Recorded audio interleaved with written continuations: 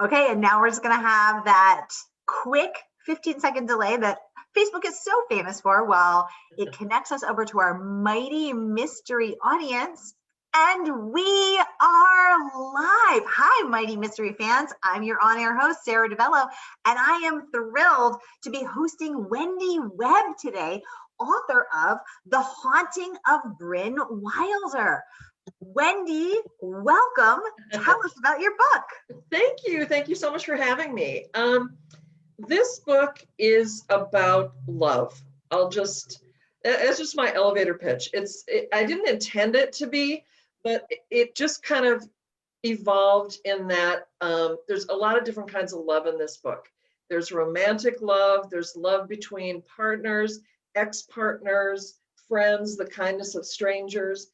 I was bawling throughout the whole time reading it.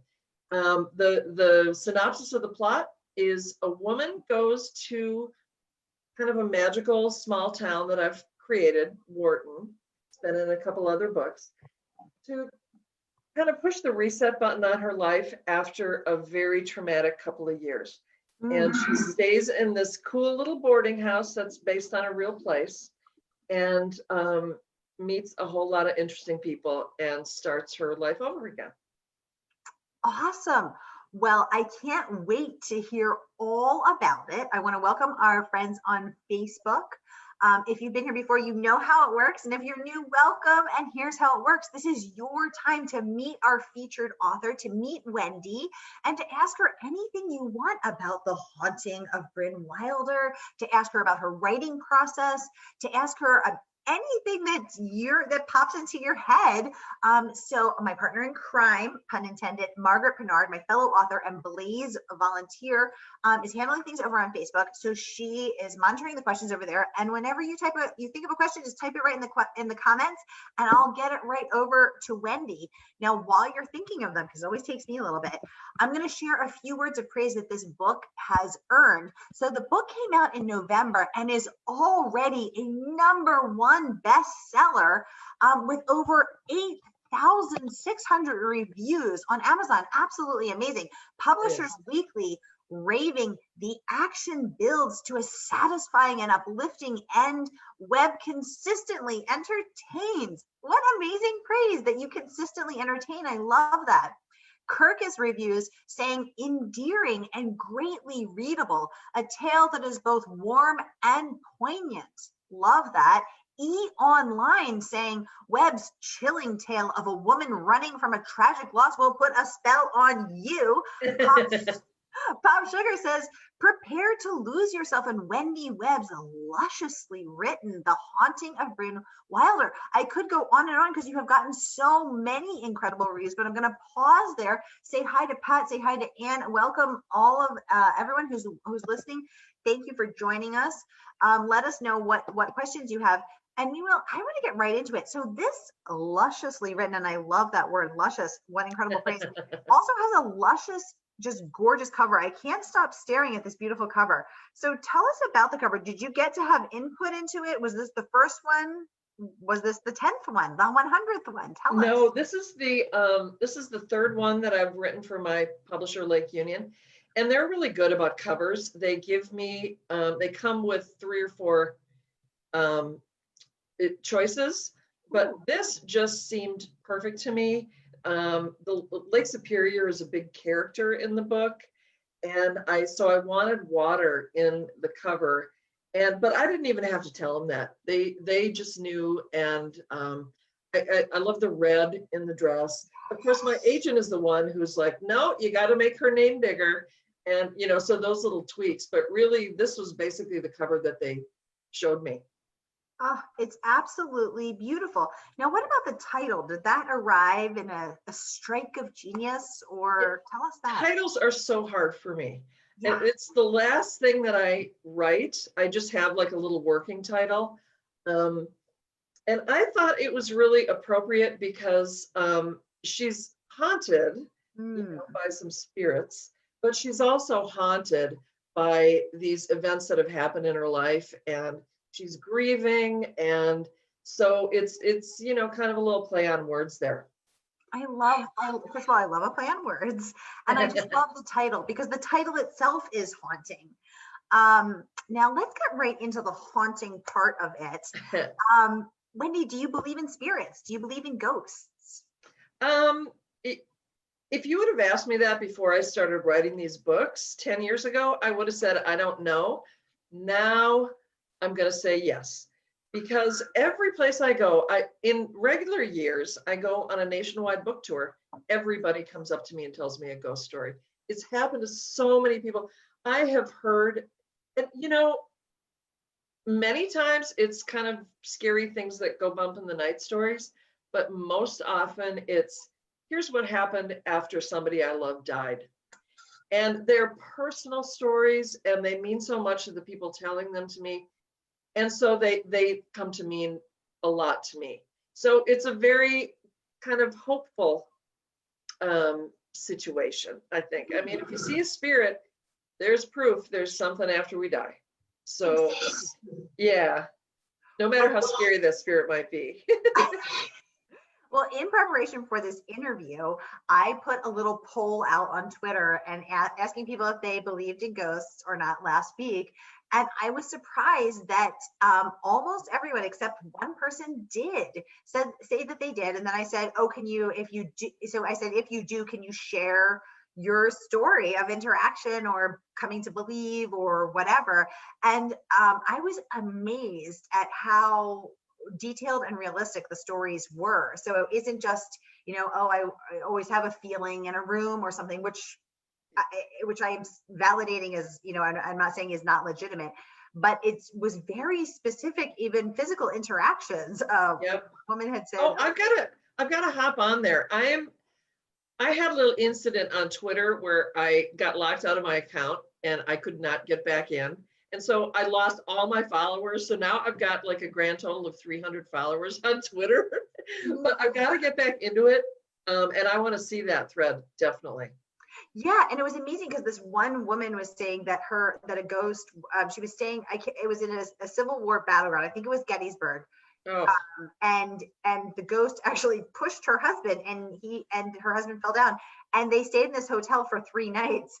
And they saw the ghost every night. And then after he pushed her husband physically fell down, like, it wasn't like he just sort of, brushed through him and he felt a cold breeze. Like he actually shoved him to the ground and then opened the window. I've heard that too. I've heard.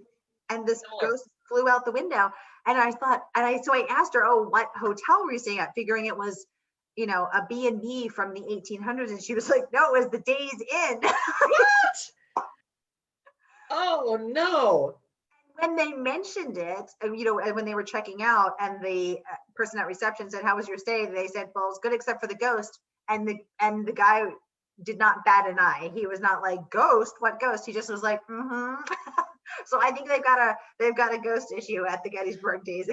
Well, one of the ways I got the idea for this story was there's a little town on Lake Superior. It's called Bayfield. It's in Wisconsin.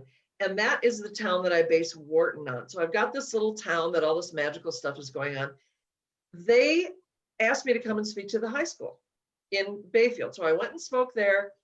And then I went to this little restaurant in a 150-year-old building. Afterwards, I just took myself to lunch. The server recognized me and she said, oh my gosh, you're Wendy Webb. You write these stories and blah, blah, blah, blah, blah. And she said, well, this place is haunted. I said, really? And she looks over her shoulder. She goes, Gary, come on out.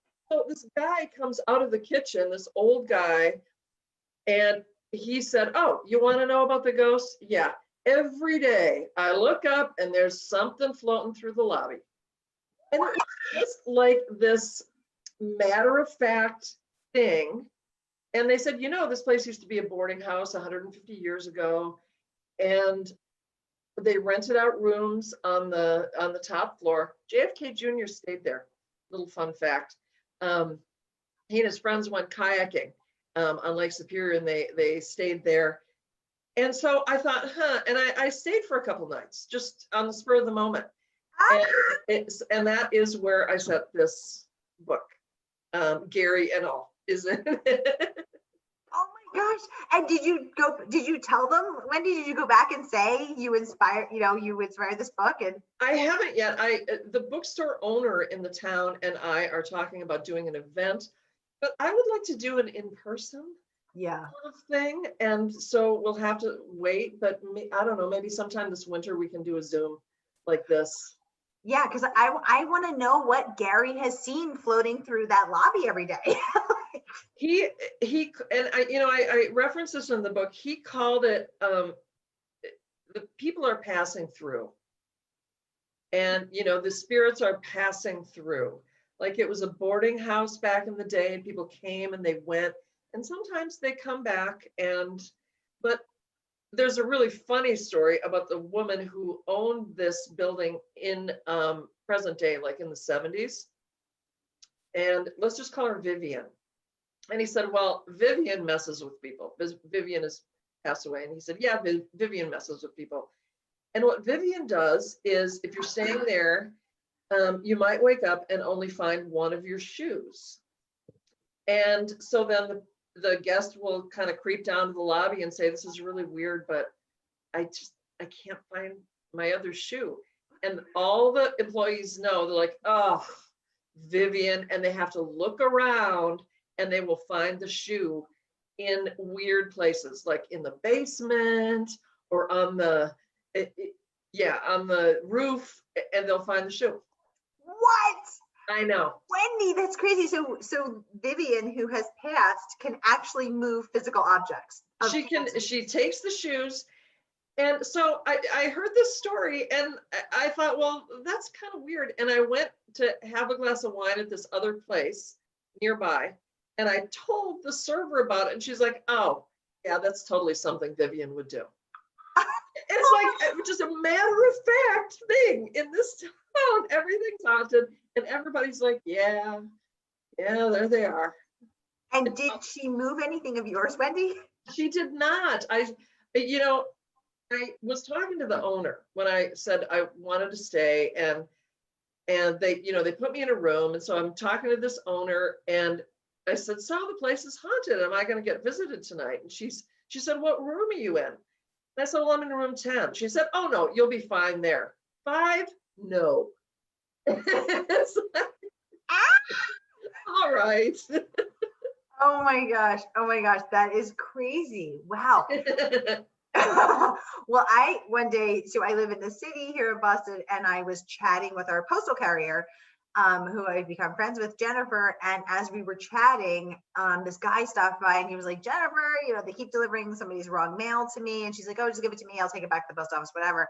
And this was not a person I know. He lives on the next block over, and it's a city, so I've never seen this guy before. Anyway, next thing I know, he starts telling us, apropos of nothing, that his ghost is back.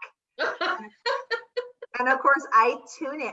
I'm like, I am not leaving this conversation, right? Like now I'm firmly planted to the sidewalk.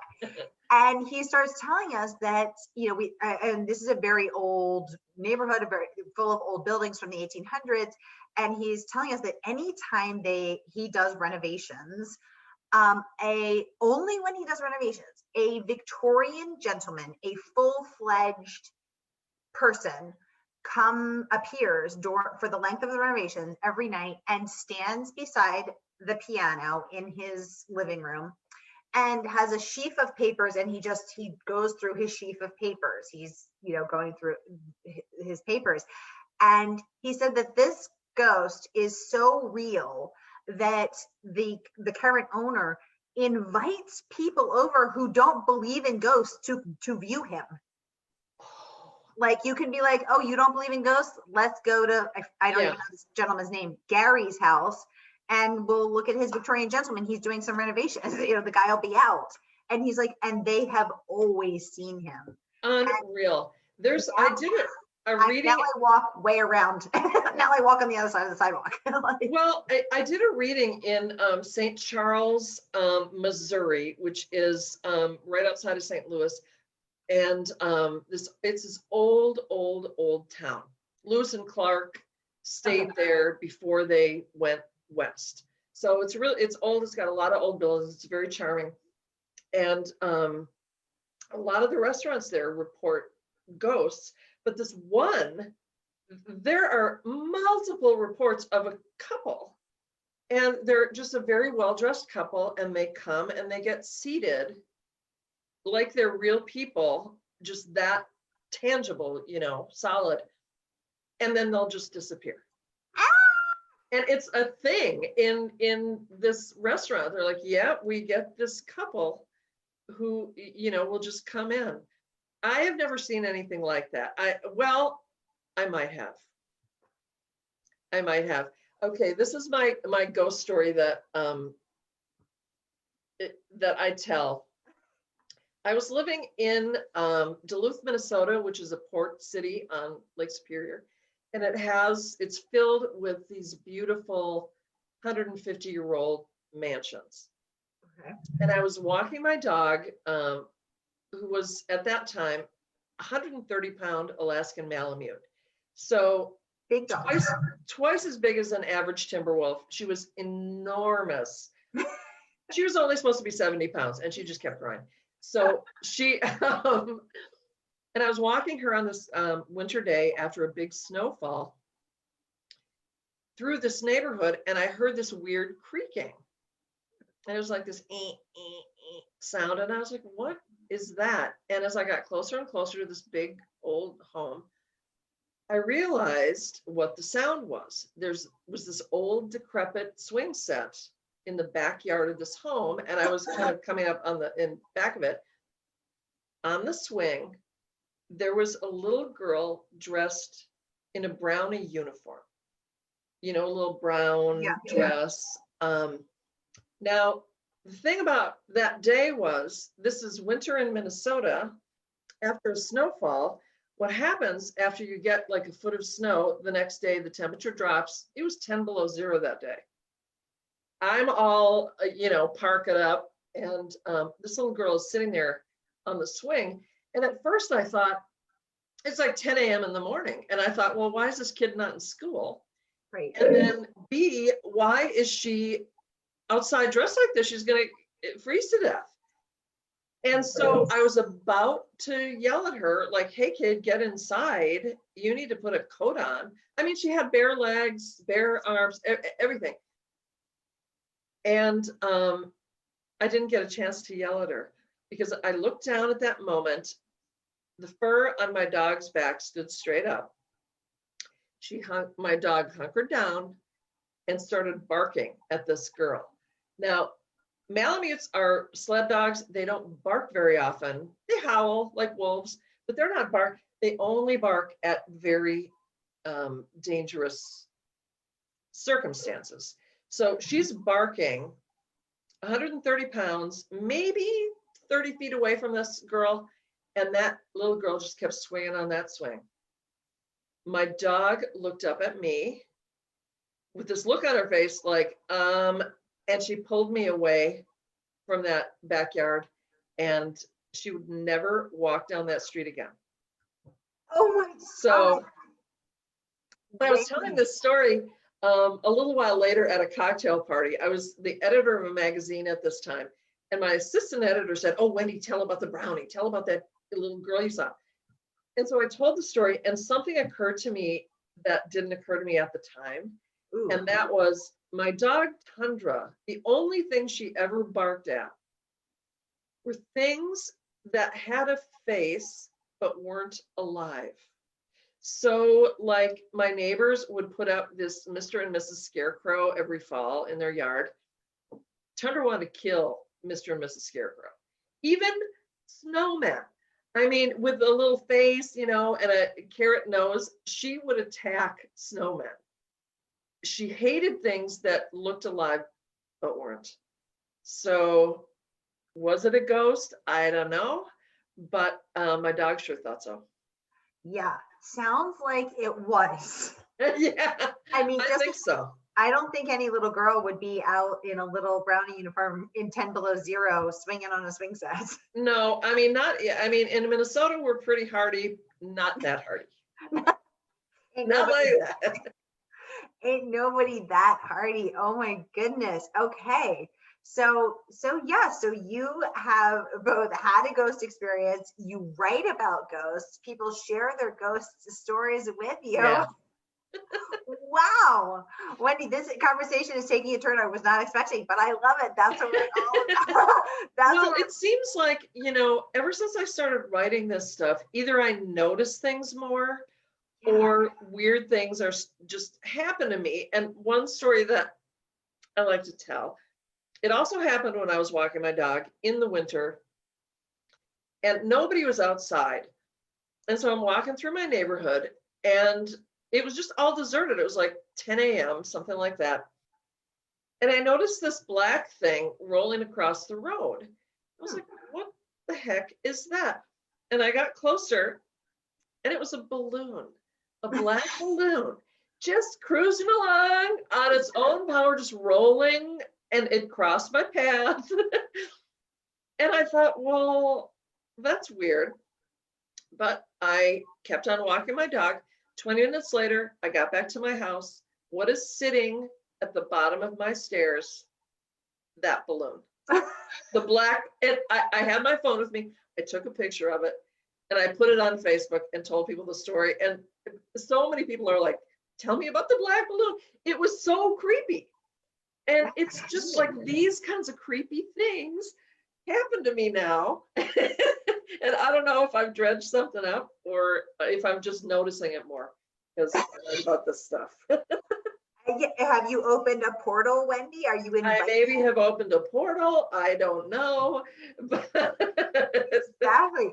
Barbara is saying, yay, a new author who writes about ghosts. I'm going to check out your website. Barbara, oh, thank you. Barbara, please do. We are talking about ghosts today and Wendy's brand new book, already a #1 bestseller, The Haunting of Brynn Wilder. So we're talking about ghosts, we're talking about spirits. Do you believe? Have you ever seen one? Let us know in the comments. And I'm going to turn the conversation more toward the craft of writing. So when you're writing about ghosts, when you're writing about, suspenseful things, what do you think the secret is? Because it's actually hard to write suspense and not be cheesy or not be obvious. So what do you think the secret is? Clearly you do it well. How do you do it? The secret for me is I don't know anything going in. The only things I know going in are the setting, and I always have like a kind of a strong woman as the main character who maybe has gone through something and she's finding something out or starting something new or something like that. But that's all I know. And so with this book, I knew I wanted to set it in this restaurant boarding house, with Gary and the ghosts and everything. And real life Gary and his real life ghosts. Real life Gary and the real life ghost. And that's all I knew. And for me, finding out what's going to happen, it's almost like I write it like you read it. It's like, wow, this is really cool. And I surprise myself with the twists and turns that come. And it not only makes it really fun for me, it prevents me from giving everything away. Because if I know, like a couple of books back, in the End of Temperance Dare, which is the first book I set in this little town of Ford, there was some element, and I'm not going to say it if people haven't read it, but there was one element in there that I knew going in I wanted to do. Mm-hmm. And then, the big reveal, 3/4 of the way through the book, I thought, oh, people are going to just be so taken with this. No, everybody saw it coming a mile away. So if I know about it, you're going to know about it. So if I don't, it makes it fun, and it makes it a surprise for me and for my readers. Well, let me ask you though, because just from a craft perspective, because I absolutely love it and I don't plot either, but do you ever find yourself, if you're just going where the book takes you, in a dead end where you don't have the answer, and then do you have to back up out of there? How does that work? There was one time when I was writing my second book The Fate of Mercy Albin. And talking about titles, if anybody out there has read that book, I felt like I was the cleverest person in the world when I came up with that title. And my agent and I just laughed and laughed. Like, I am so smart. But in that book, it was told in 2 time periods, and we had to find out what happened 50 years ago in this particular house. And I just couldn't figure out how I was going to reveal that. Like, how's my main character? Everybody's dead, so how's my main character going to find that out? And actually, my agent and I talked through a lot of possibilities on that one, and we came up with the premise. Just quickly is 50 years ago, there was a big summer party in this big old mansion, and a world famous writer ended up dead. Ooh. Nobody knew what really happened to him, and the family sort of fell apart, and there's madness involved, and so my agent and I thought, oh, if he was a world famous writer, maybe he wrote about that time. Ooh. And so we came up with the idea of an old manuscript. So there's a book within a book. And that's how, but that's the one time that I really got myself into trouble. Like, oh, how am I gonna get out of this thing now? Right. And what I'm not willing to do, what some writers do, is they go back and they delete stuff. Yeah. Like, no, I blood, sweat, and tears on that. You know, Yeah. I wrote this stuff. I'm not deleting it. I'm going to find a way out. And it always does seem to work out. Wow. Oh my gosh. Well, I bow down to you because I'm still stuck in the dead ends and I'm not figuring my way out. So maybe you're giving me hope that is something I can that is something I can hope. Sharon is saying she saw you on the Jason show a while ago, and she can't wait to read one of your books. Yay, Sharon, that's awesome. Thank you. I love Jason. It was fun to be on his show. I'm learning about these Zoom interviews because when I watch that video back, it's like I look like Jabba the Hutt. The angle was so terrible. It's like, oh gosh. And Jason and I have laughed about that since. It has been, I'll tell you, it has been a pandemic learning experience to figure out this whole Zoom thing. My best investment has been this $75 ring light, which is illuminating me with the strength of 1,000 suns right here. It looks like, Look at me. I couldn't turn on the ceiling light because it was just like down like a beacon. So yeah, I need one of those. Lighting. Brave new world, you know. I'll send you, it's a brand new world. Exactly. But now that I bought it, all these other Instagram ads keep popping up for all these other Zoom lighting situations, because apparently the key to good lighting, the lighting is the key to Zoom. To everything. I don't know. Yeah. Yeah, exactly. The Zoom hack. Wendy, how long did it take you to write this book? Well, a little secret is that it took me 2 months to write that book. What? I know. And it was my own fault. That's amazing. I had gone through kind of a hard time, like Brynn had gone through. My dad died, and I was taking care of him before that. And I just got behind. Oh, thanks. Yeah, anybody who's cared for an elderly parent knows exactly. Yeah. And I didn't have a whole lot of creativity left. You know, my mom passed away, my dad died, my dog died. No. You know, it's so many things that, like, I got out of this 20-year relationship. It's like, okay, you know, and now I've got to sit down and write some fiction. And I know it was hard to kind of find that place in myself again.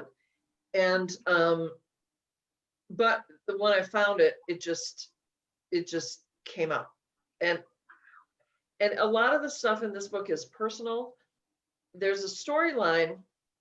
I'm not going to give a whole lot away, but one of the other couples in this boarding house is a gay married couple, and they take in one of the partner's ex-wives who is suffering from early onset Alzheimer's.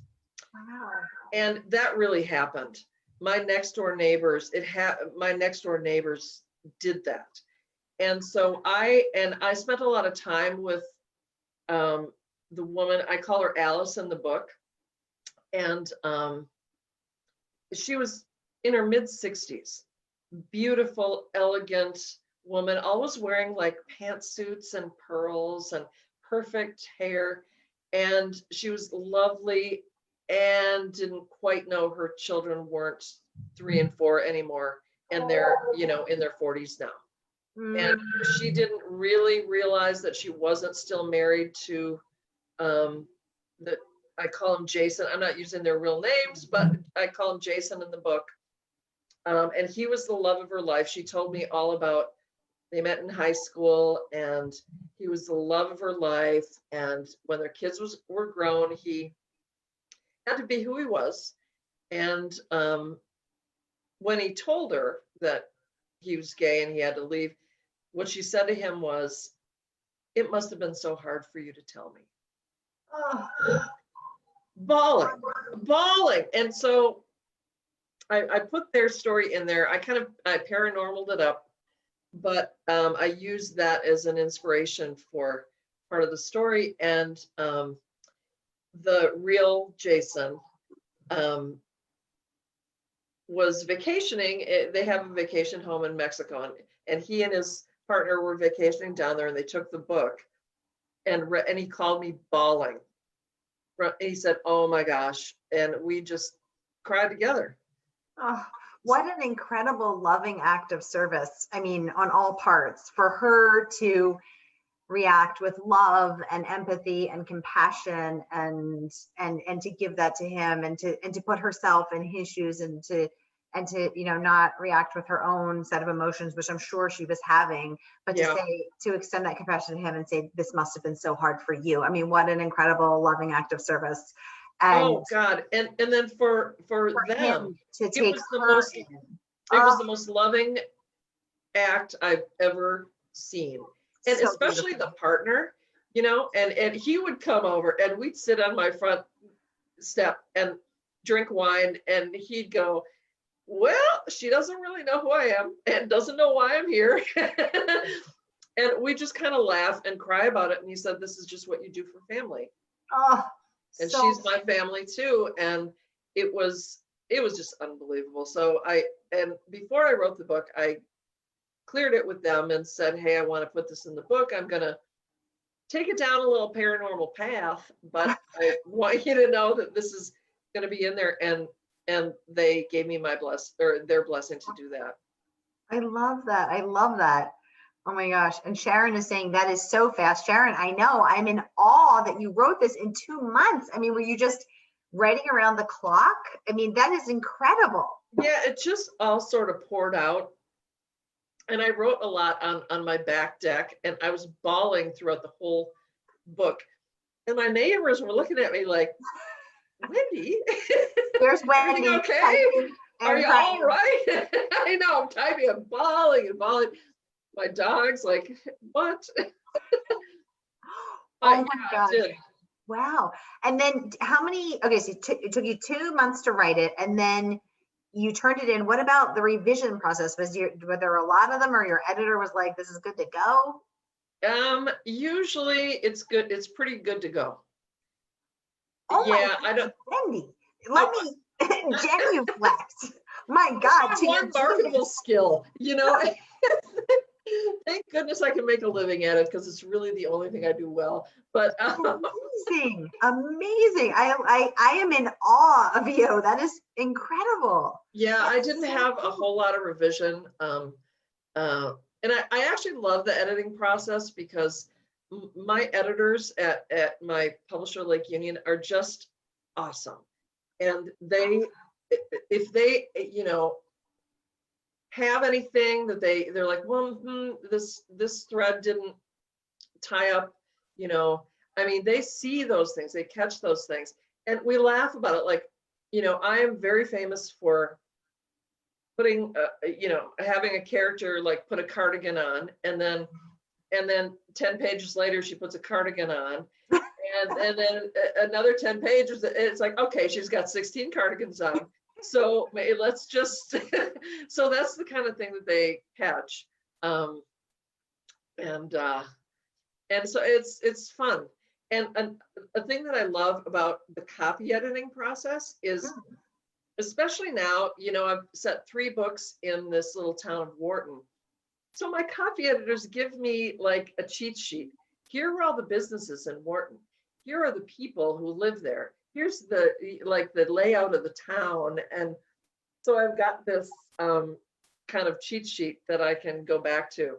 It's like, oh yeah, yeah, I've got this restaurant and that coffee shop, and so they help me with the consistency there. Oh, that's so cool. So you really do have your own little town there. That's awesome. I have my own little town. I love that. Wendy, what do you think is if you wanted to pass on some gems of wisdom, what do you think the keys to writing a fantastic book are?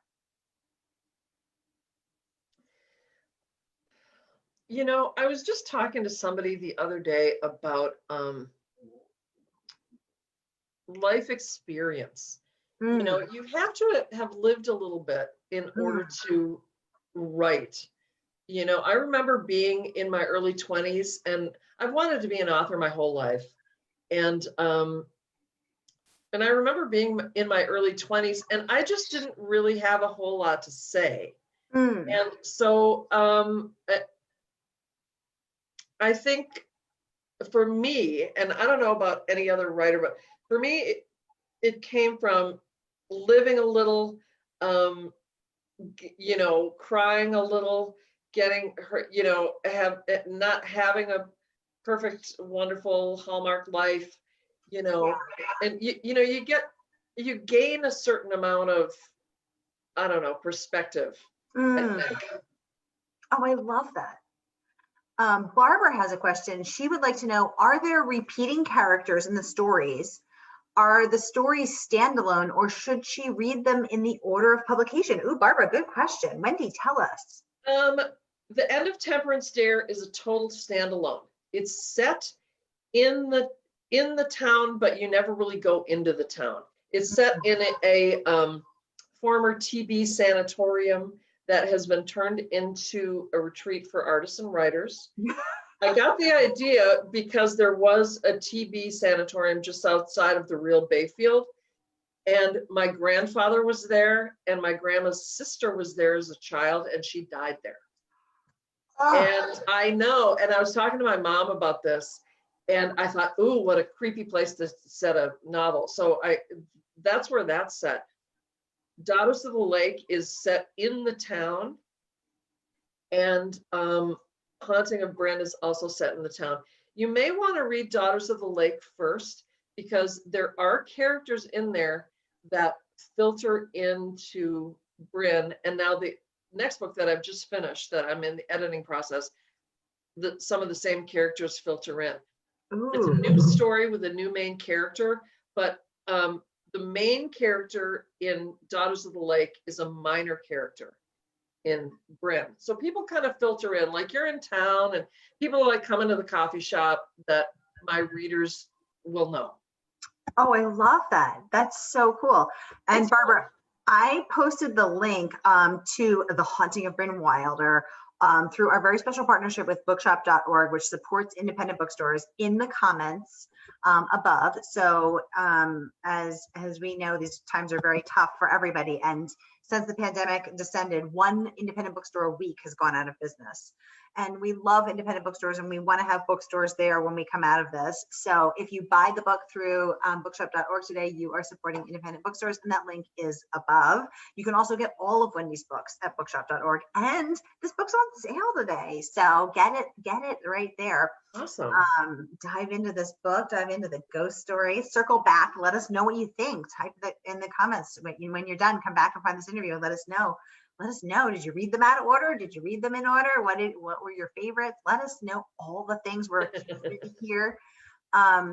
Wendy, what's one thing you want people to feel when they or experience or learn walking after reading this book? Barbara's saying, thanks, I did get the link. Yay. Thank you, Barbara.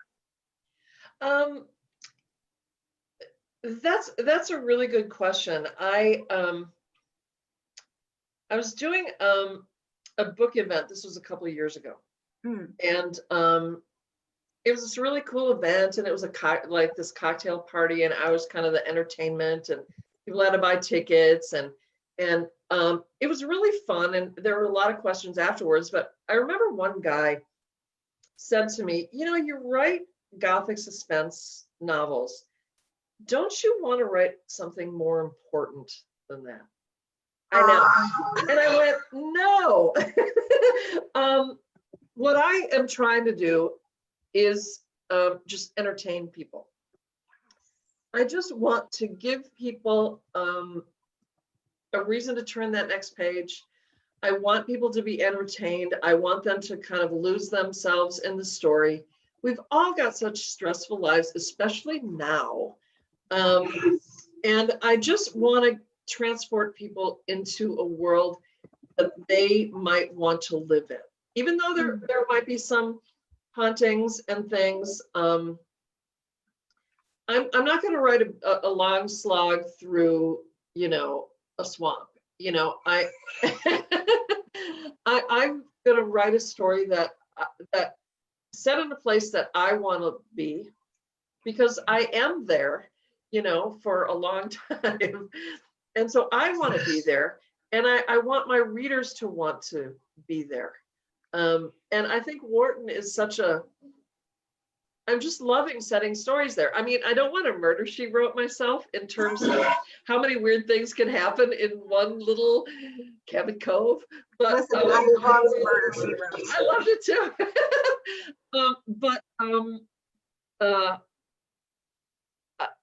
There's a lot of fun in these books. There's, you know, some scary stuff, especially Temperance Dare is the scariest one I've ever written. But there's a lot of fun too, and there's a little bit of romance. The Haunting of Brynn Wilder is the most romantic book I've ever written. So, you know, I just want to entertain people is, I guess, my one word answer. I love that. I just want to pause for a moment and go back to that interaction with the guy after the event, because what bothers me is his entitlement that he is the arbiter of what's important and what's not. I know. And that he is deeming these books to be, you know, more important and these books to be not, as though he, in this self-appointed role that he has put himself in, and has absolutely no you know, shame or no hesitation to put himself in that role. I mean, well, and to say to somebody and arrogant and rude. And to say to somebody, what you spend your life doing is not important. Yeah, and I think it is. You know, I think it is. Absolutely. And you know, especially with this new book,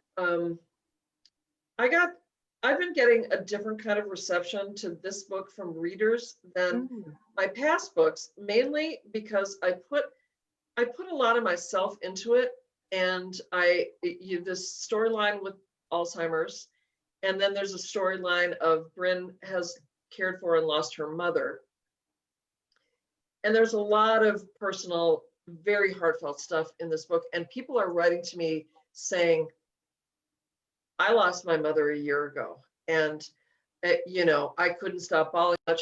I got this email, or no, it was actually a review on Amazon, and I know we're not supposed to read our reviews, but I'm such a dork that I will read the 5 stars because I like about it. And this one woman wrote that she had lost her husband of 53 years a couple of weeks prior, and reading this book helped her put one foot in front of the other and have some hope.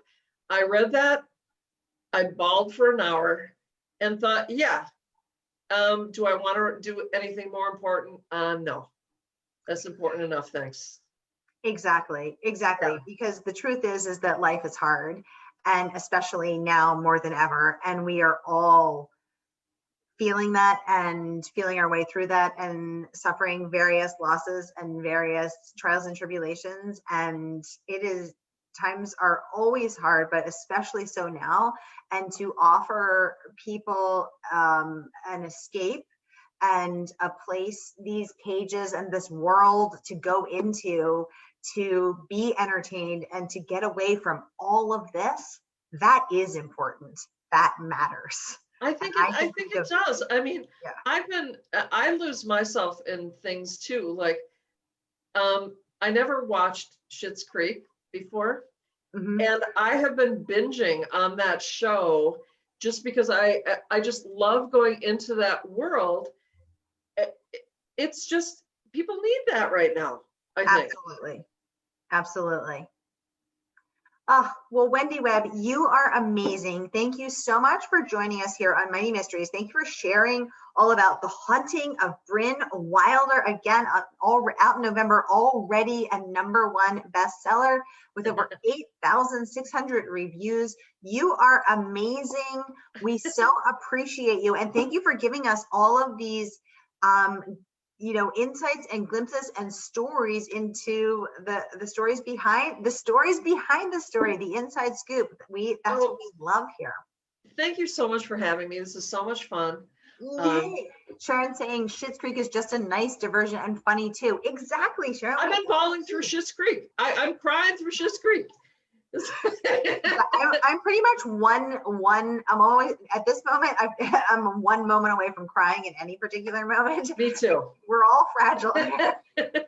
Oh, Sharon saying thank you so much for sharing your personal story too. I love that part too. Thank you, Sharon. Thank you, Wendy, for sharing. Thank you for your openness and for your vulnerability and for sharing in such an open-hearted way. It's been such a joy to have you on. Oh, this is fun. Thank you.